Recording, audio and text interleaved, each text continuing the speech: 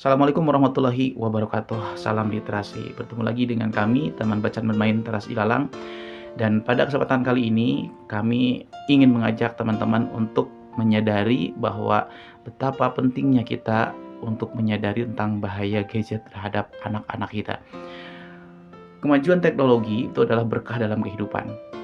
Harusnya menjadi sebuah berkah dalam peradaban manusia. Karena banyak sekali hal positif yang muncul, yang dihadirkan dengan begitu pesatnya perkembangan teknologi ini. Namun pada kenyataannya, hari ini sangat banyak pengaruh yang luar biasa dari hadirnya gadget terhadap kehidupan anak-anak kita. Hari ini, anak-anak kita sudah banyak sekali yang ketergantungan, merasa kesulitan jika dilepaskan dari benda yang namanya handphone. Kita bisa menyaksikan nyaris dari perkotaan sampai ke desa-desa, menyaksikan anak-anak kita setiap hari sudah memegang gawai, sudah memegang gadget. Apakah salah? Tidak. Tidak ada yang salah dengan mereka memegang gadget. Yang menjadi salah adalah ketika mereka sudah memiliki ketergantungan terhadap benda ini.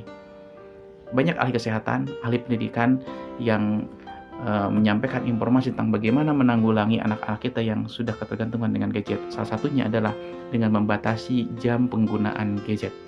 Apapun kontennya, mau konten positif, mau konten negatif yang dibuka oleh anak-anak kita, yang disukai oleh anak-anak kita, maka berikan mereka hak untuk memegang gadgetnya tidak lebih dari 2 jam dalam satu hari, satu malam, 24 jam. Lebih dari 2 jam, atau anak-anak kita sudah tidak bisa lepas dari handphonenya lebih dari 2 jam, itu sudah menjadi indikasi bahwa anak-anak kita sudah mulai ketergantungan terhadap gadget. Dan itu tidak terjadi hanya pada anak-anak saja, juga termasuk pada orang dewasa.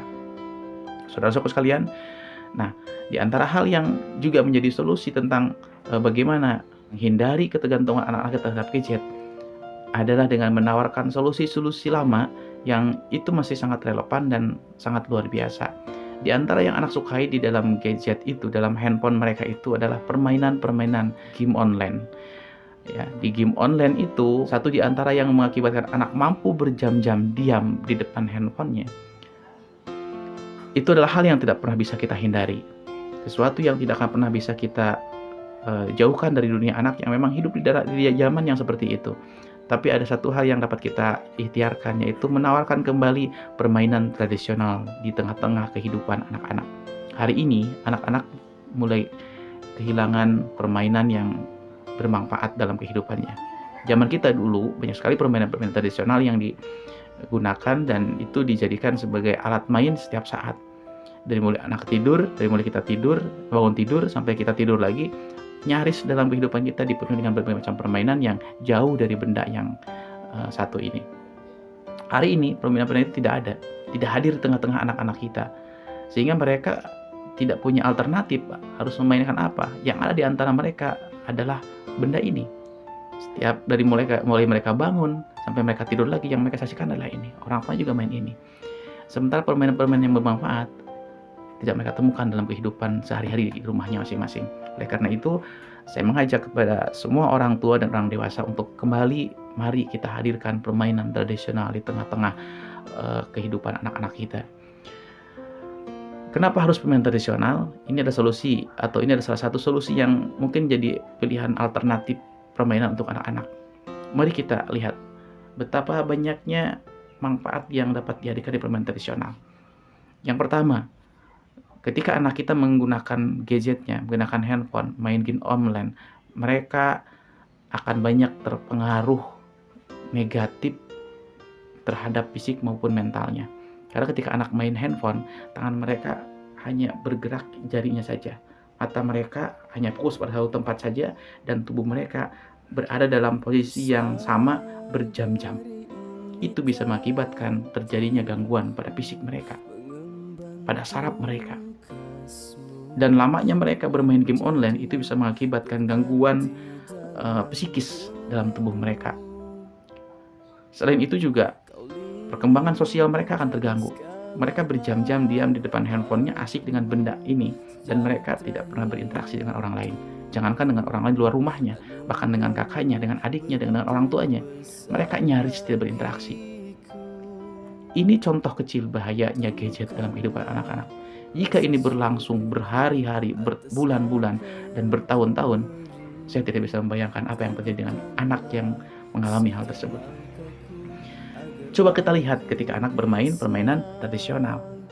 Contohnya, anak main kelereng, anak main karet, anak main egrang, anak main gangsing, anak main ketepel, dan berbagai macam permainan tradisional yang lainnya. Anak main congklak, anak main galah, dan sebagainya. Ketika anak melakukan permainan-permainan tradisional tersebut, maka saya yakinkan mereka nyaris tidak bisa bermain sendirian. Karena berbagai macam permainan tradisional yang didesain oleh kakek nenek kita itu luar biasa. Banyak sekali muatan-muatan positif, banyak sekali pesan-pesan nilai pendidikan yang ada di sana. Dalam permainan tradisional, anak akan dijaga kecerdasan sosialnya karena mereka harus berinteraksi. Dalam permainan tradisional, mereka belajar sportif. Bagaimana mereka menerima kenyataan, menerima kekalahan, menerima kemenangan. Itu dalam permainan tradisional. Karena ada interaksi sosial, tidak hanya sendirian. Kemudian yang kedua, dalam permainan tradisional itu secara tidak langsung melatih fisik, motorik halus maupun motorik kasar anak-anak kita. Contohnya ketika anak main egrang. Ketika anak main egrang, maka anak pada saat itu sedang belajar bagaimana mengatur, melatih keseimbangan dia. Fokusnya supaya tidak jatuh. Keseimbangan supaya bisa berdiri di atas dua pijakan yang terbuat dari bambu. Begitupun ketika mereka main kelereng, bagaimana mereka bisa fokus supaya bisa mendapatkan bidikan yang diinginkannya.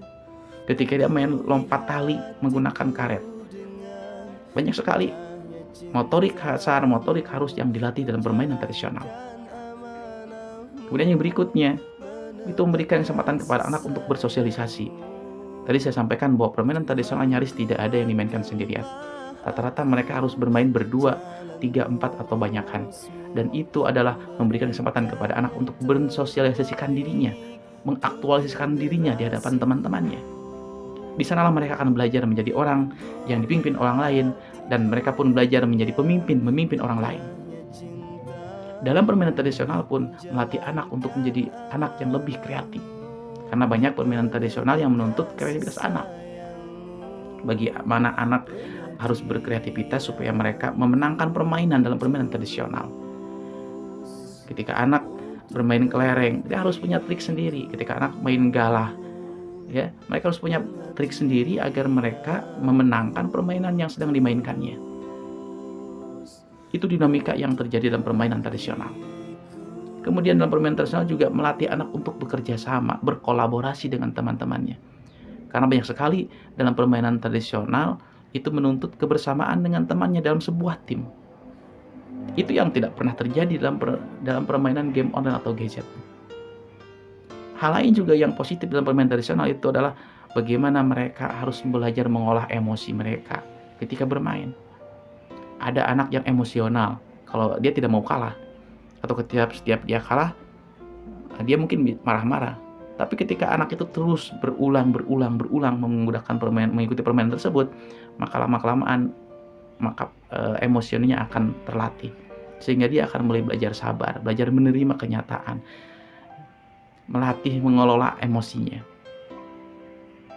Hal lain yang dikembangkan dalam permainan tradisional adalah mengembangkan kepercayaan diri. Anak yang mengikuti permainan tradisional, secara langsung mereka akan dilatih berkompetisi.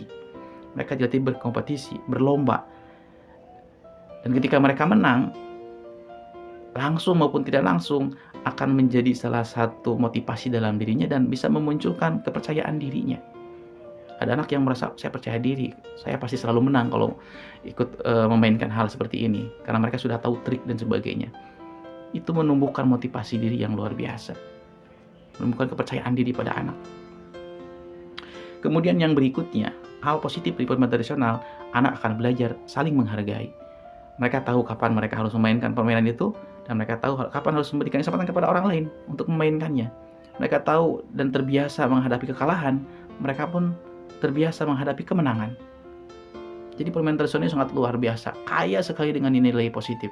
Jika sekolah-sekolah kita atau pemerintah kita sekarang sedang menggalakkan pendidikan karakter, maka permainan tradisional ini adalah solusinya. Selain ini menjadi sarana yang memang cukup tepat untuk mengembangkan nilai-nilai karakter, sekaligus kita menjadi orang yang menjaga, melestarikan, merawat, dan mengembangkan budaya-budaya luhur milik negeri kita sendiri. Saudara-saudaraku sekalian, teman-temanku sekalian, para guru dan para orang tua, kemudian nilai positif yang lainnya yang dikembangkan dalam permainan tradisional itu adalah bagaimana anak kita dilatih untuk bersikap demokratis. Ya, banyak sekali permainan-permainan tradisional yang itu menumbuhkan nilai-nilai demokratis. Ya, mereka coba kalau mau menyaksikan mereka, anak-anak kita sedang bermain kucing-kucingan, itu mereka akan menunjukkan proses demokrasi di awal permainan. Bagaimana mereka melakukan home pimpa untuk memilih siapa yang menjadi kucingnya, ya. Main oray-orayan juga bagaimana mereka memilih orang yang menjadi penjaganya, siapa yang menjadi pesertanya. Itu proses demokratisasi dalam kehidupan anak-anak kita yang dididik secara tidak langsung lewat permainan tradisional. Dan yang berikutnya yang tidak kalah pentingnya, permainan tradisional ini melatih anak kita untuk belajar lebih aktif. Ya, karena dalam permainan tradisional anak tidak dibiarkan diam seperti main handphone. Dia tidak akan, bahkan nyaris tidak ada kesempatan untuk anak berdiam berlama-lama, lama diam dalam satu posisi, satu tempat. Karena permainan tradisional rata-rata mobile, walaupun congklak sekalipun, itu ketika main congklak, walaupun tubuhnya diam kan tangannya terus bergerak, memainkan butir-butir congklakannya itu, kuwuk ya kalau bahasa kitanya. Jadi itulah beberapa manfaat permainan tradisional yang luar biasa, baik untuk melatih kesehatan fisik anak kita, juga untuk mengembangkan nilai-nilai karakter dalam kehidupan mereka. Jadi hari ini tidak ada alasan untuk kita untuk tidak kembali mengembangkan permainan tradisional, menghadirkan permainan tradisional dalam kehidupan anak-anak kita. Saya sering mengadakan kegiatan literasi keliling. Saya sering ngampar di alun-alun Kabupaten Subang, membawa berbagai macam alat permainan tradisional selain buku. Dan ternyata anak-anak kita bukan tidak mau memainkan permainan tradisional itu. Mereka bukan tidak mau main ketepel, mereka bukan tidak mau main congklak. Karena ketika benda-benda itu dihadirkan, alat-alatnya ada, mereka mau memainkannya, seru bahkan. Mereka menikmatinya. Yang terjadi hari ini adalah lemahnya, kurangnya akses anak-anak kita terhadap permainan tradisional karena tidak disediakan oleh orang dewasanya. Mulai hari ini, mari kita kembalikan permainan tradisional ke tengah-tengah kehidupan anak-anak kita untuk menjaga dan merawat anak-anak kita agar menjadi anak-anak yang tangguh, kreatif, kolaboratif. Sehingga tahun 2045